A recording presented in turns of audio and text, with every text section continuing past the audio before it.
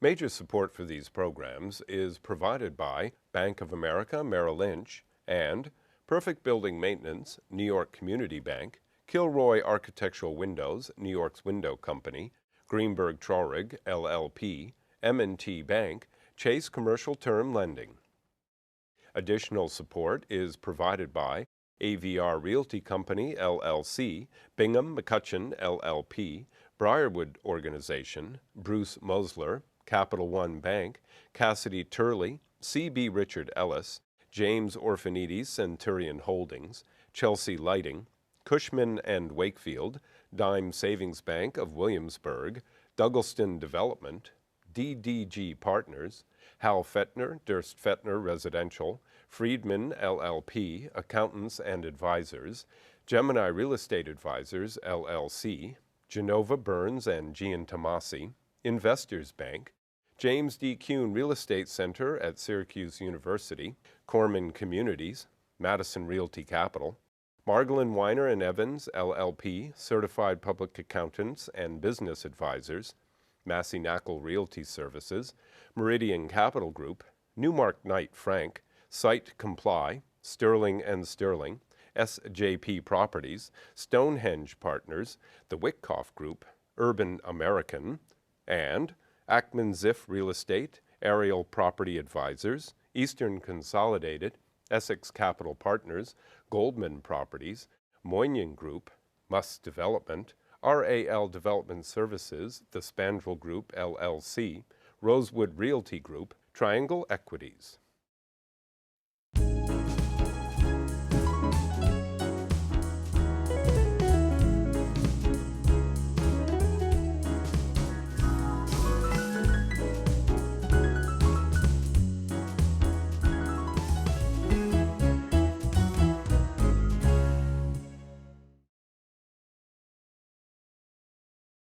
So some people grow up wanting to, play baseball. Some people grow up wanting to be a fireman.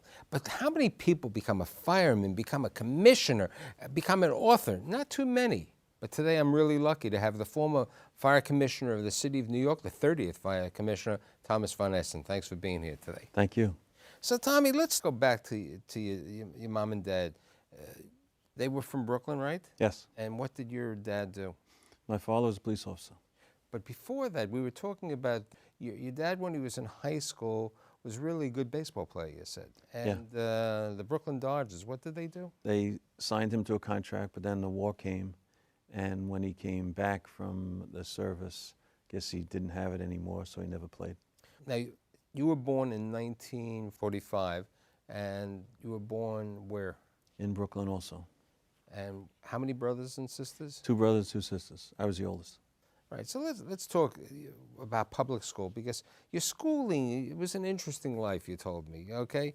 Where'd you start public school? Catholic school, right. Nativity out in Ozone Park, and then high school, Catholic school for half of it, and then public school for the second half. Now the interesting thing is, you said when you were going to, the initial part of Nativity, okay, things were good. You were a good student. Then the world changed. Was it because you met Rita? You said you met Rita at a young age, your wife.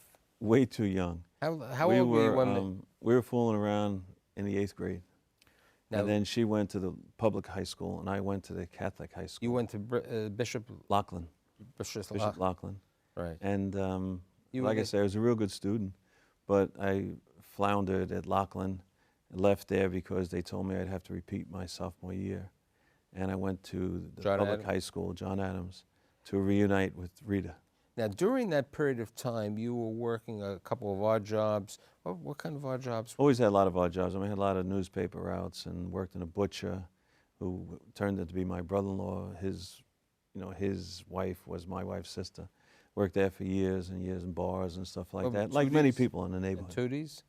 And Tooties. Right. Yeah, bartender, was waiting on tables. So you graduated Adams, and how did you decide to go to St. Francis? There weren't too many colleges that were willing to take me at the time. And somebody, friend of a friend, was a counselor there, and he got me in. I played baseball for them also. But then I screwed up and got thrown out of St. Francis too. Now wait, so there were 2 years. Okay, was the first time at St. Francis it gets thrown out, or I guess when we met we were talking about it? Yeah, I got thrown out both times. I went back and thought I'd get my act together, but then they said to me, "You got to be kidding. Are you ever going to study?" But the interesting situation was at that time you also were in the Naval Reserve or something like that? I joined an officers program in the submarine unit, and naturally I had gotten thrown out of the officers program because I got thrown out of St. Francis. So I had to go in as an enlisted man in the submarines. Now, the interesting thing is you and Rita got married just before you went in, right? Yes. Okay, you got married like in January. We had a baby right before I went in. Right, and just the week before you went in, your daughter was born, like in August over there. And where'd you go to submarine program? The submarine school was in London, Connecticut, and then we traveled a lot in submarine, Europe and things like that. Came back, they let some of us out early because they were shutting down a lot of Vietnam at the time. And we wound up in Philadelphia decommissioning some diesel submarines that I was on. Now, you said that, you know, your dad, you really, with the exception of your father, who really had no involvement, he joined the police force and then he worked for a captain, right? Yeah, he was out on the street for a long time in Bedford-Stuyvesant and then became the clerical man for the captain of the firehouse, police station. So when you were in the Navy, your dad said to you, Tommy, it's time for you to maybe sign up for both the police license to get into police school and to the fireman's school, right? Took both tests. They called me while I was in the service. When I came out, I chose the fire department because I thought I'd go back to school. You had more time off. I figured I'd finish school, get serious finally, and get a job in business. So you come out of the Navy what year? It would have been 70. In the spring of 70, went right on the fire department. I'm sorry, yeah, 70. And then graduated from St. Francis in 72. We'll get to St. Francis in a second. So you join the fire department and you go up to, literally at a time when they said the Bronx was burning. You go to the Bronx. What was it called? The Elephant? What was the name of it? La Casa Elefante. La Casa Elefante. And La Casa Caca. What was the... It was so filthy, they called it La Casa Caca. Now, it was near Yankee Stadium also. It was not too far, yeah. Right. And what was happening in the Bronx? I mean, you and I, when we got together, we were talking about this, that, you know, certain fires may have been man-made and some of them may have been accidents. In the 70s, would you say they were more man-made than accidents? Well, we always thought. We had no evidence. It was all anecdotal. We're just a bunch of firefighters, good guys, really loving what we were doing. We couldn't go to enough fires. All we wanted to do was put fires out and help people. And we always screamed about all the politicians and the real estate people and the insurance companies, all the conspiracists, the ruthless apartment owner burning all these buildings down. But we had no evidence. But it certainly was a time, if you wanted to learn how to fight fires, it was a great opportunity. And it was going on also in Brooklyn, parts of Harlem, and Bedford-Stuyvesant, Brownsville. Many parts of the city at that time were literally burning down. Now, you decided to go back to St. Francis on a combination of the GI Bill, I assume, coupled with the fact that, as you said to me, one of the benefits of working at the fire department then and even today is that you can coordinate your schedule to go to school. Yeah, you know, we worked 2 days and 2 nights, so you were able to go to school full time. I went to school Monday, Wednesday, and Friday, and had flexibility and able to take a full load. It was difficult, but I was glad I did it. And I got serious and showed that I could get some decent grades. So you graduate from St. Francis in 72? Yeah. With a degree in what? Economics. And at that time, you said, did you have any idea to leave the fire department, or? I did. I thought I would be looking to leave, but I loved it. It was just so exciting, and it was such a great group of people. The people I worked with in this particular firehouse were really special guys, and really enjoyed the physical part of it, the physical challenge, the camaraderie, the spirit. We felt like we were doing something good every day. It was an awful lot of fun. So now, now your dad didn't have an involvement, your family didn't. How do you get involved with the union? What happened one day? Well, you know, I was there about 7 or 8 years, and the fellow in the firehouse next to us was the treasurer of the union. He had been encouraging. I was a delegate, so they encouraged me to get involved. and I didn't. But then he convinced me to run. I did, and I won. There was about 8 people running. So What year was this? I became a trustee in '83. So it's 1970. So you were 13 years right now working in the fire department. Yeah. Always in the Bronx. I spent a little time in Manhattan, but I came right back to the Bronx. Yeah. And during that time, before you became a delegate, you decided to you took your hand. You went to the CW Post, right? So what happened over there? I wanted to get a graduate degree. I thought I'd teach, and so I started an educational master's at CW Post, and I got into teaching. I had 4 kids. I really loved the kids, and I started. Tell me the story, because it was cute. You were saying when you were student teaching, it was you really enjoyed it when you were student teaching out in Long Island. The student teaching was great. I had these group of 7th grade kids that were smarter than me, and it was a little embarrassing. You'd be trying to catch up with them. But then I started substitute teaching in a couple of nasty neighborhoods in the city, and then I realized I didn't like kids as much as I thought I did. I liked my kids, but all these other kids were pretty.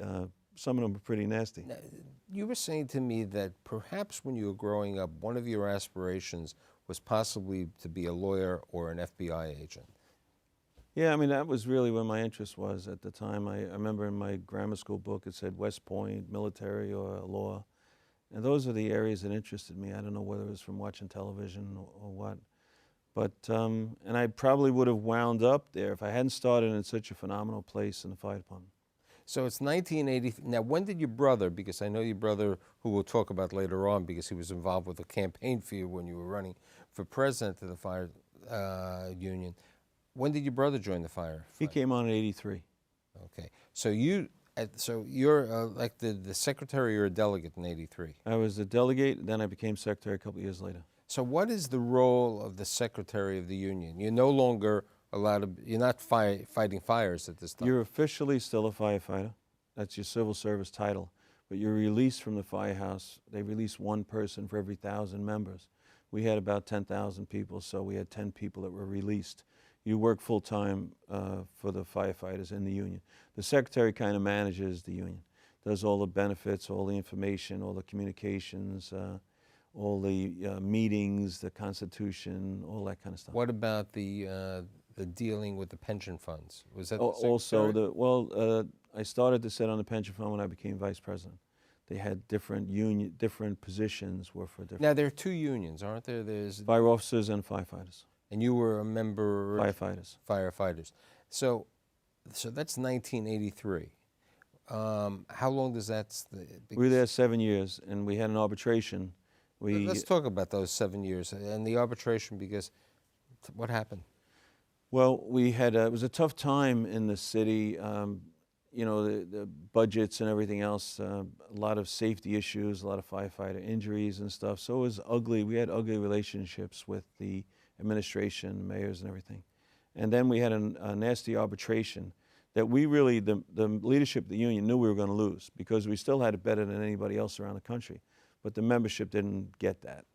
And so we told them, we better not go to arbitration, we're going to get hammered. But they didn't want the deal that we negotiated, so they voted against it. We went to arbitration. We got a much worse deal. We got hammered, so they threw us all out. So I went back to the firehouse. So the entire administration. 7, I think, out of 10 guys, we all got thrown out. So now, I mean, look, let's look at it this way. You had, you know, from '83 to '90, you hadn't fought a fire in 7 years. Right. And the Bronx wasn't burning that bad in 1990. But before you went back, okay, you took a little sidestep, and you had a friend who said, get involved with being an assistant building manager? Tell me about that. Yeah, it was funny. I had my time in. I had 20 years in at the time already, from 70 to 90. It was about 91, I guess. He said to me, why don't you try, you know, retiring and going into business? So I said I would, and I worked for Mendick Corporation, a great company, great buildings. You were at 2 Park Avenue? 2 Park Avenue. They hired me as an assistant building manager. And I liked it. It was fun dealing with all the construction and everything else, the tenants. I didn't like collecting rent. That's the worst part every month. Bernie was sending you out to collect rent? No, the manager of the building, that was my job, to collect the rents in the building, and I hated that part. It's like raising money with the foundation, same thing. But I did that, and I said, you know what? I like it, but I had a burning passion to go back and run for president of the union, so that's what I did. I went back to the firehouse, started campaigning for the election, which was in '93. And your brother was your campaign manager? Yeah, he was terrific.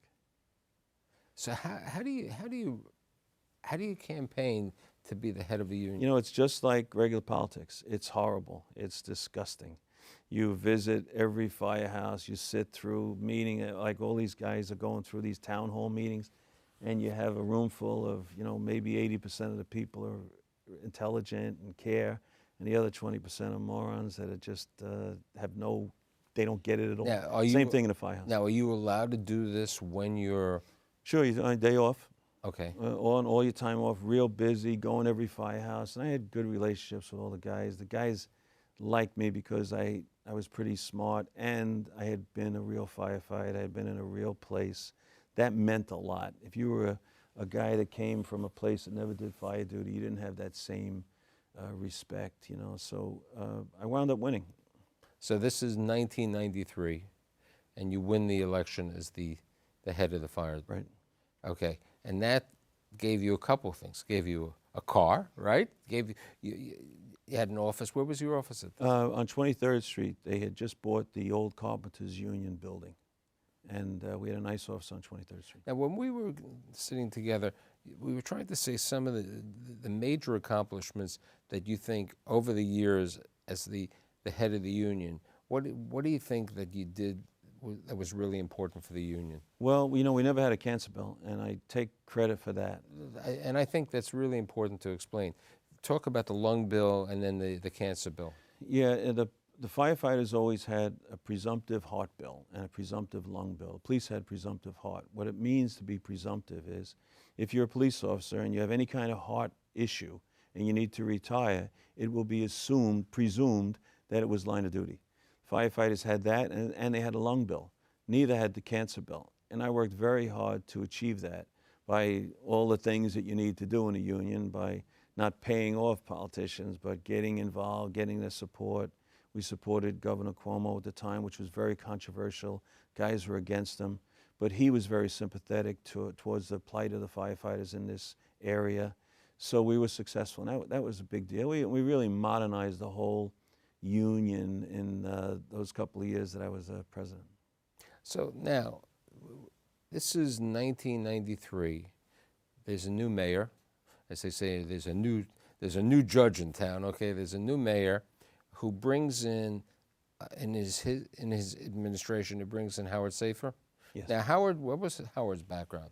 Howard had been with the what do you call it? The missing. What do you call it when they hide out the bad guys? The ones, yeah, the ones they change the identity. Yes.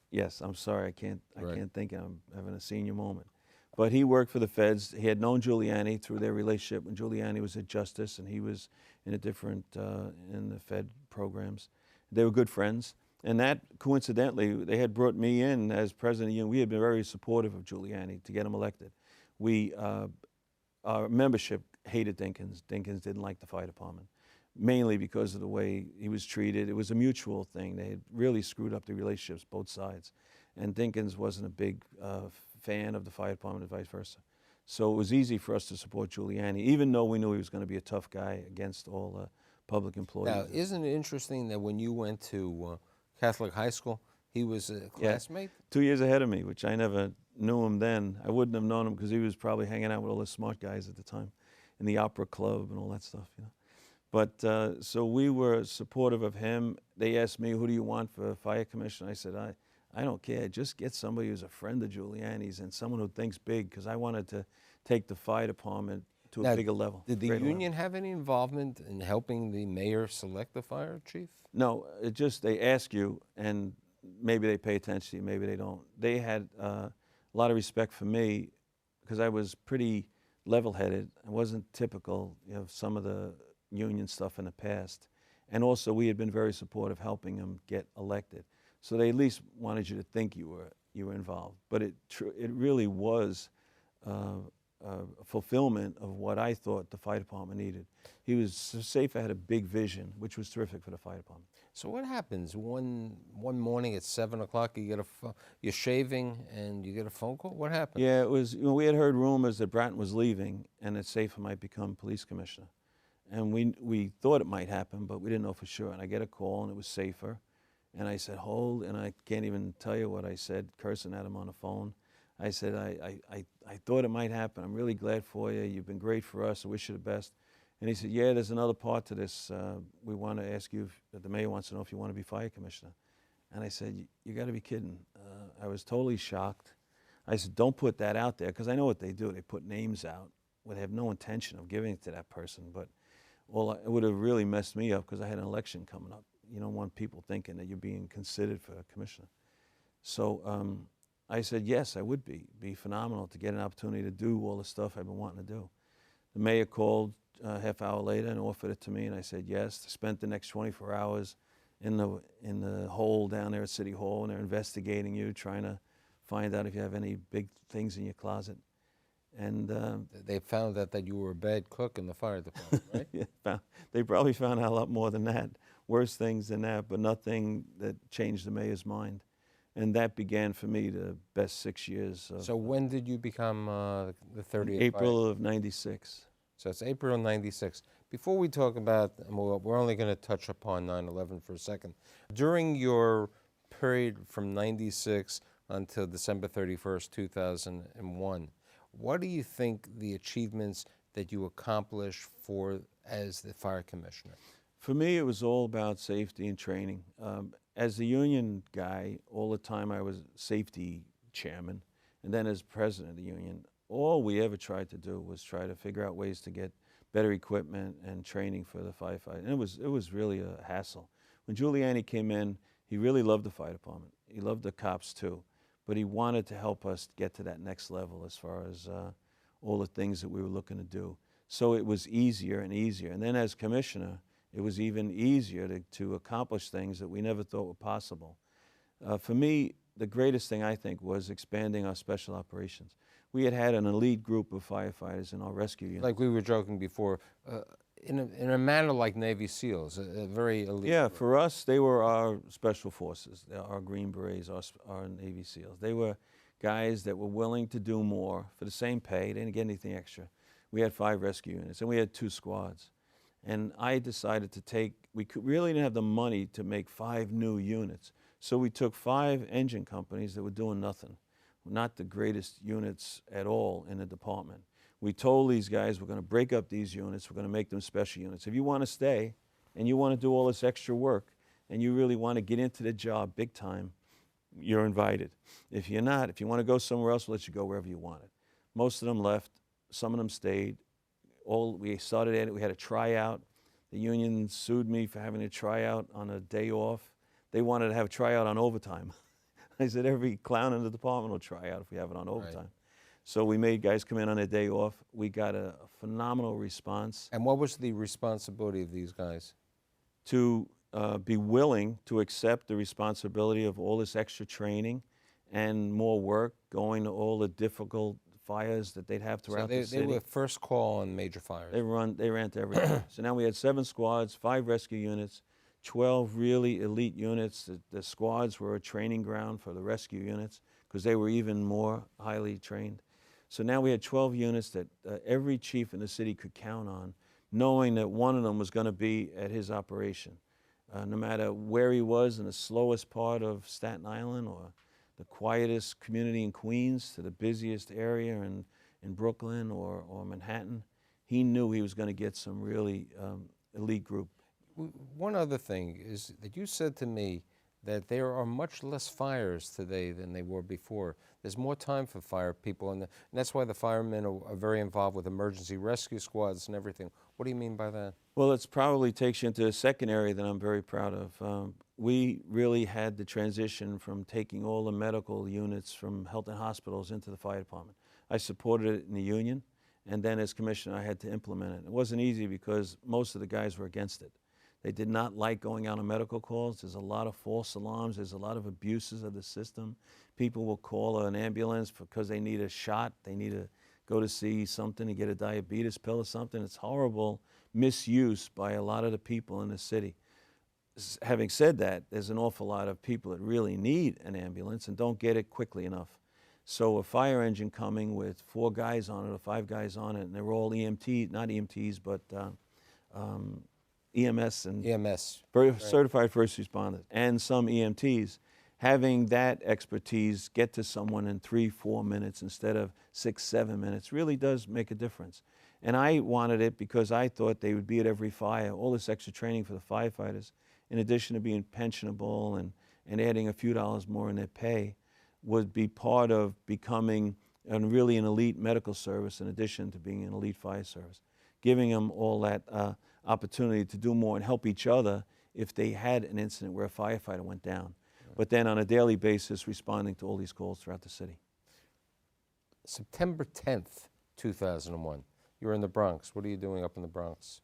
You know, in 32 years in the department, probably one of the top 10 days for me. It was, my firehouse had been in total disrepair, over a 100-year-old building. I'd put it on a list of firehouses to be what we called rehabbed, total, you know, demolish them inside.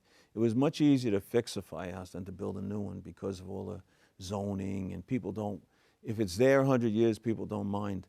But you tell a community they're going to put a new firehouse on their block, everybody goes crazy. So we gut rehabbed it, and it took us a year to do it. We had the grand reopening on that day. All the old timers came, all the dignitaries came from the city, Giuliani, everybody came to, you know, celebrate it. And then the next day was September 11th. Right. And after September 11th, I mean, you've been on so many shows and other things. You know, some of that information from September 11th is written up in your New York Times bestseller, okay, and The Strong of Heart that you wrote, which I have a copy over here. So it's September 11th, all the crisis and everything like that. You retire from the on December 31st. What do you do the next couple of years? Bloomberg had asked me to stay, and I was going to stay because I loved it. I would have worked probably for any mayor as fire commissioner because Green had asked me to stay. Bloomberg never thought he was going to win. When Giuliani became a god after September 11th, Bloomberg was down 15 points. Giuliani endorsed him, and he won. So I was going to stay, but I was emotionally, I tell you, I was a wreck. I did about 60 eulogies or whatever from September 11th, and all the pain, the losses, it was just too much for me. So I said, I'm going to go. Giuliani cared about me, and he said, why don't you come with us in our business? You know, we'll get a fire safety business, and you can be part of it. And Carrick came. We're going to do security. So we went, he started a business, and we spent several years doing that. Okay.